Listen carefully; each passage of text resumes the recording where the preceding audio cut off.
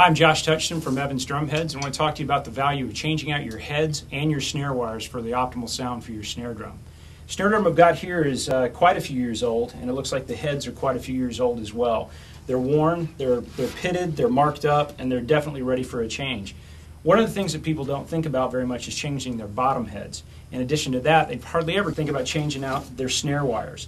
Snare wires are an integral part of your sound. That's where a lot of the color of your snare drum comes from. Sitting on top of a brand new head, it's going to completely change the sound of your drums and really get back to the sound that you had when you originally bought the drum. I'm going to throw this on. This has been tuned up. It's ready to go. This is tuned up as well as we could considering the age of the heads and the wear on them. And this also has the old snare wires on it, and cheaper snare wires at that.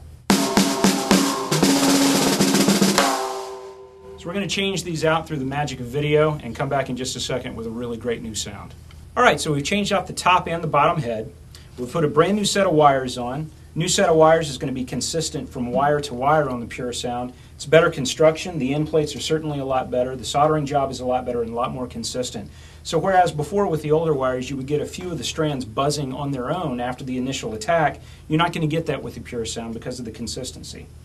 Changing out your top and bottom head is going to allow you to tune the drum in tune with itself and in tune with each other.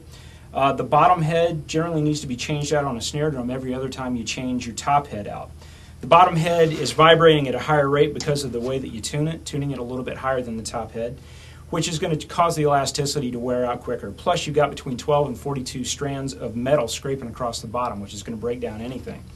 So, we got everything tuned up. We're going to give it a shot and see how it sounds compared to the first time we heard this drum.